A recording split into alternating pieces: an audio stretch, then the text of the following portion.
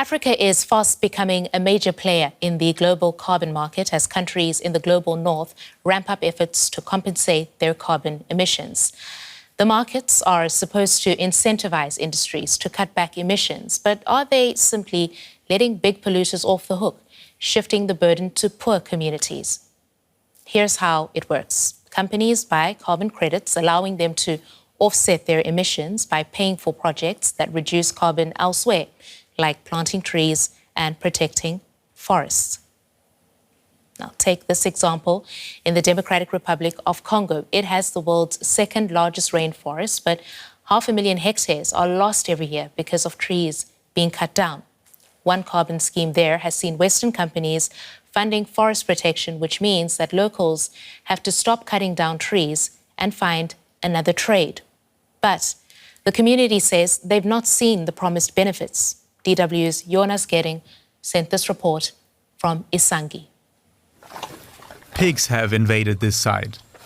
There used to be fish ponds here. A company called Jadora built them for the villagers in this area of the Isangi forest as part of a carbon credit scheme. In return, the locals were to stop cutting down trees. They told us that even without exploiting the forest, we could earn a living through fish farming and livestock farming.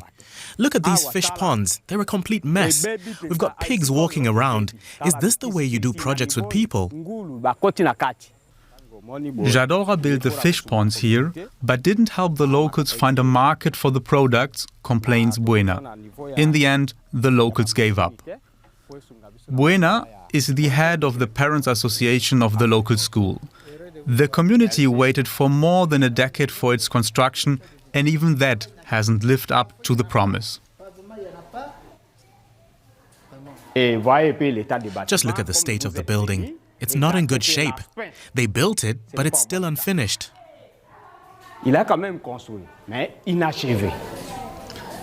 It doesn't even have the basics of proper floors, ceilings or toilets. More schools were promised and never even half built. This was Jadora's company compound in one of the villages. The company's owner, Daniel Blattner, is from a US business family that's been operating in the DRC for decades. He ran a logging company exporting tropical timber, but switched to carbon credits, which many consider more profitable.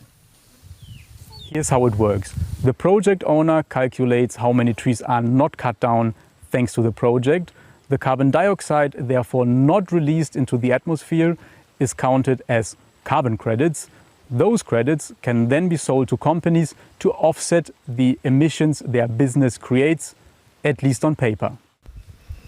Public data shows that the project in Isangi claims to have prevented around 1.3 million tons of carbon being released into the atmosphere between 2009 and 2013.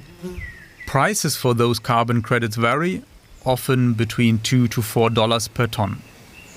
Buyers of those credits include the Switzerland arm of Lidl supermarket, Swedish publishing house Bonnier Books, German consultancy Roland Berger, and US financial services company Bloomberg. Local communities are supposed to be supported in changing their lives to help preserve the forest and benefit from the profits. People in Isangi wonder why they didn't get a better share. Georges Kanda is growing rice where there were once trees. The forest was huge. From the main road to this place, there were no fields. It was just forest, forest, forest. When the logging company closed, it left no formal jobs for a growing population. The activities Jadora set up to compensate were simply not enough to stop local slash-and-burn farming. The idea wasn't bad, but the problem was that not everyone found work in their company. Look at me, for example. I wasn't hired. But I wasn't going to stay there complaining. I had to go back to cutting down trees to survive.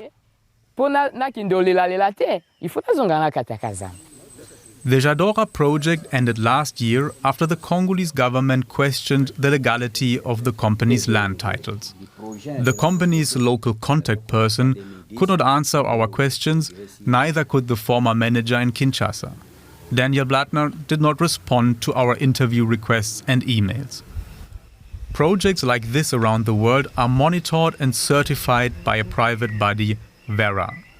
They told us the first 4 years of this project showed a reduction in deforestation, but they added that it was not able to verify the last 9 years and that they knew that local people were disappointed with how things were going.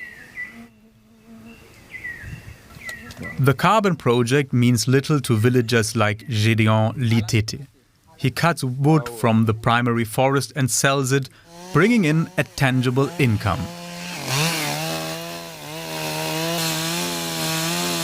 If Jadora had provided us with the activities we need to survive, I wouldn't have cut down the forest.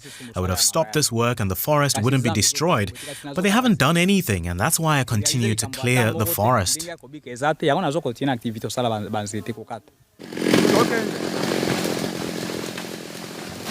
While the trees of the Isangi forest are cut down with all that it means for the local and the global environment, around 120 kilometers away, Daniel Blattner's son Brandon is set to begin a new carbon project.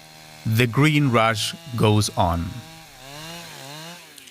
But in Sierra Leone, carbon trading is playing a role in protecting the country's first UNESCO Natural Heritage Site.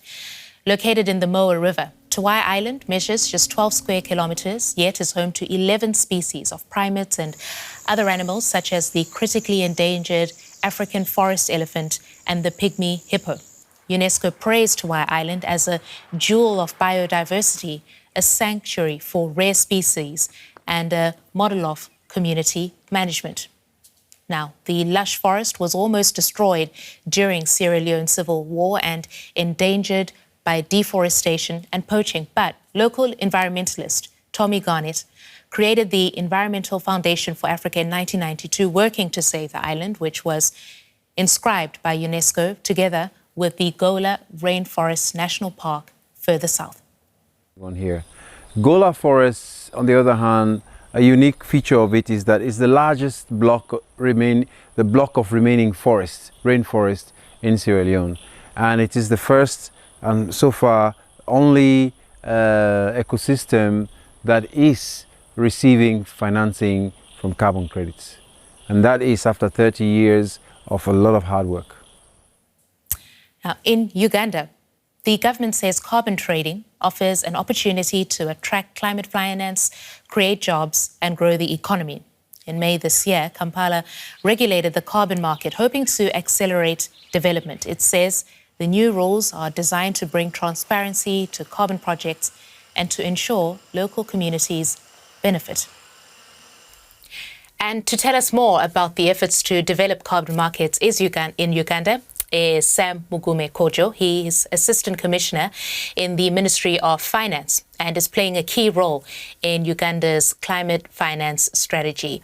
Welcome to DW News Africa, Mr. Koojo. Can you begin by telling us about the potential that you estimate carbon markets offer Uganda? So carbon pricing and carbon markets are very key for Uganda. One, these are new ways we're looking at fund adaptation and mitigation in terms of financing, in terms of the local revenue that countries can generate. And Uganda being a country with high biodiversity, high levels of forest cover, this is one area that has very, very big potential to raise revenue and be able to reduce on dependency on grants and expectation of funds. We shall be able to reduce on the loans that we get and hence reduction of increased indebtedness. So carbon pricing with a high level of vegetation cover, high level of biodiversity, the potential is high. We just have to go for it. Right. And to that effect then, Uganda is developing its carbon market. And can you tell us about how that process is going?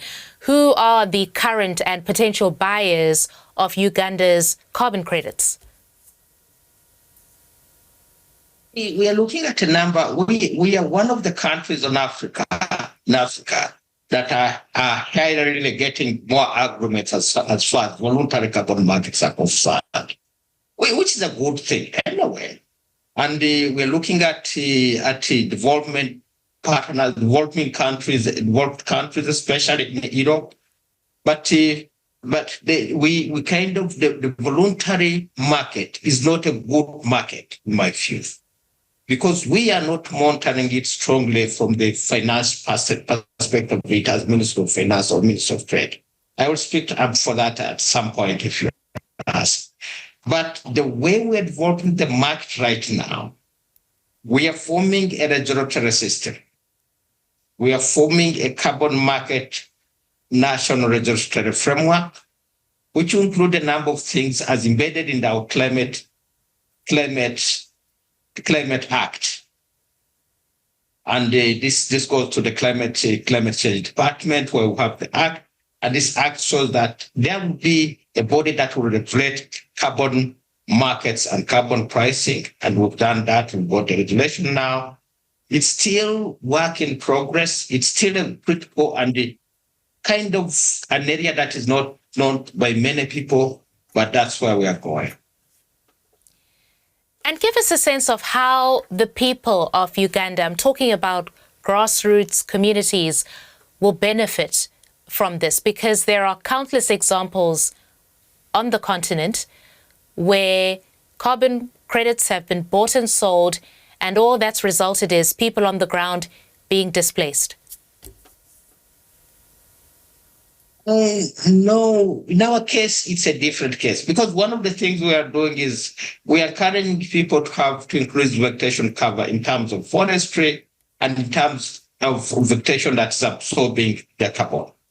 And in that way, you will be able to we'll get buyers to buy the carbon credits, bring in money to support the household income and investment in other income generating activities. I know it is a difficult thing where you find land is highly in high populated areas, but one Mr. thing Koojo, that I know. Yes. Yes. Well, I was going to ask you please. about what you would say to the skeptics who see carbon markets as unethical, that it is essentially allowing rich polluters to continue polluting while forcing poor communities to give up their land and livelihoods. For me, it's not the carbon markets or the carbon prices, but the question is the carbon market as it is now should be transparent, should be able, the price should be good.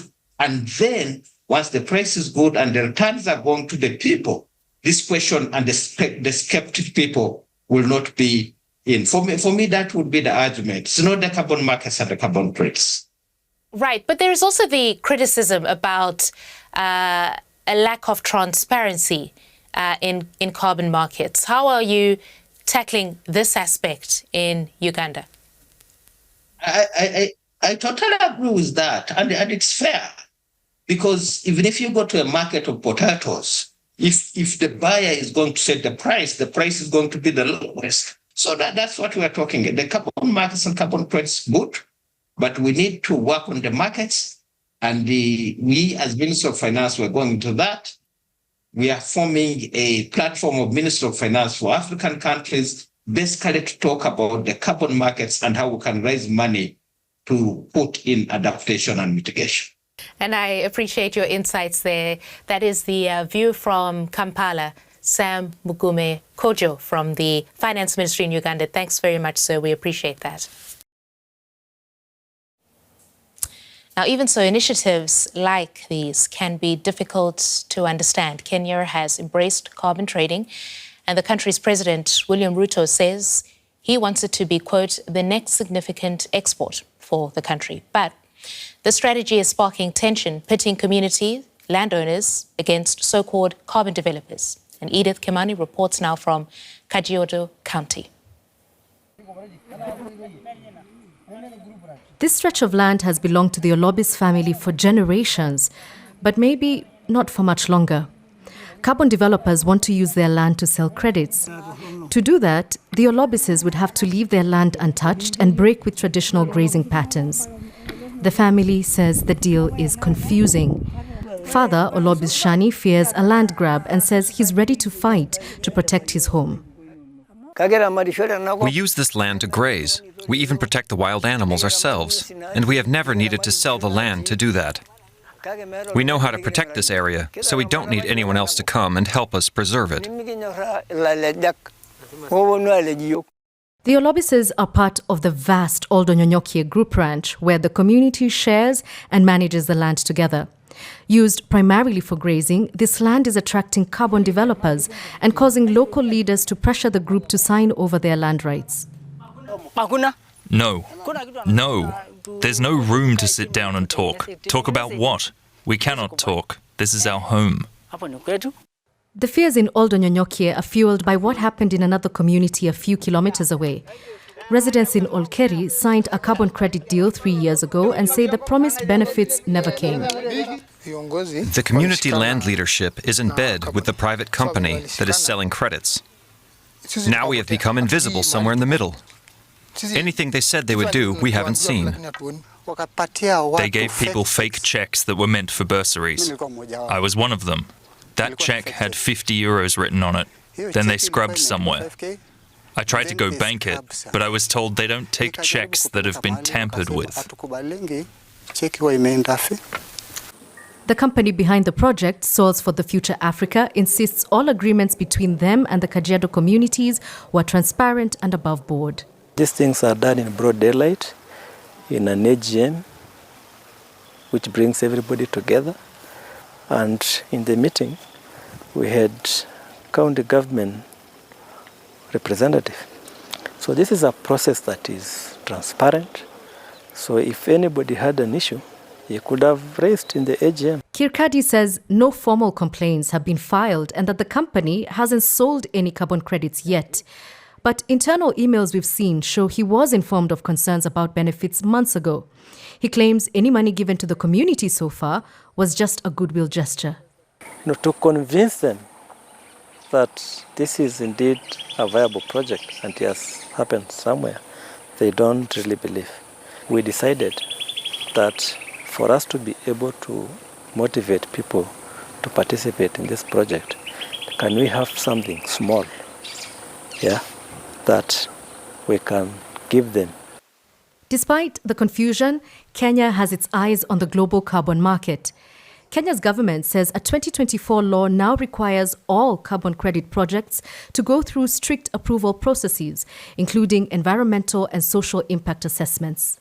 Before any project developer goes to initiate a project, there must be the free prior consent from the communities in the law now. They must receive what we call the community development agreements, where the project developer and the communities agree on the project that is going to be done and how the benefits are going to go to the communities.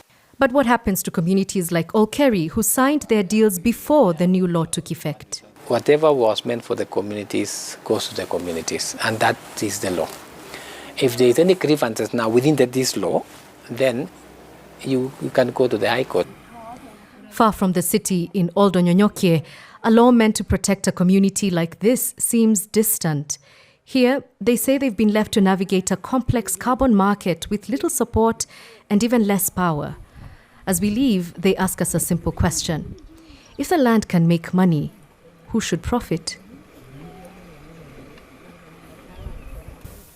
To get another civil society voice on carbon markets, we have invited Amos Burudi Wemanya from Greenpeace Africa. He's joining me from Nairobi. Welcome to the program, Amos. You are all too familiar with the controversy around carbon credit projects in Kenya. We've just seen one example from Kajiado County. Could you help us understand what is the reason communities are not benefiting from these projects in Kenya so far? Yeah, most carbon offset projects, especially in Kenya, are facing various challenges, and some of the challenges that the communities are expressing is lack of or incomplete information that is shared with them, especially around how these carbon offset schemes are likely to alter their access to the land that they have been accessing.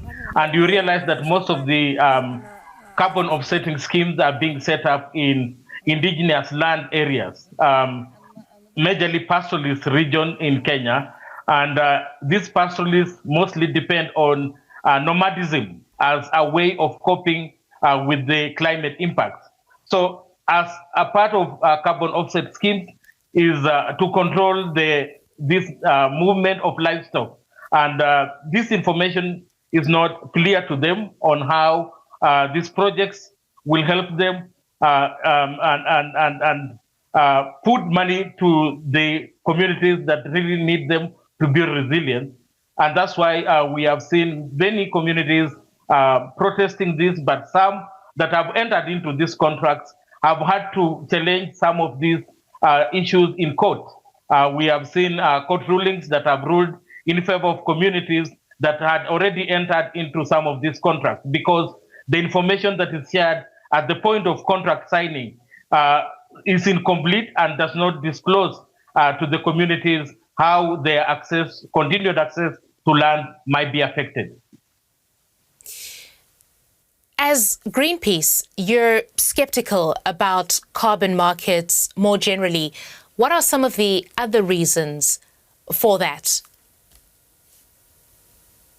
You see, carbon markets are actually just vehicles that corporates are using to greenwash their activities and to continue to pollute. And this includes shifting the burden and responsibility to the communities that are already suffering the impacts of their actions, which is carbon emissions. And also from a scientific point of view, most carbon offset projects that are being proposed in Kenya are soil carbon removal projects.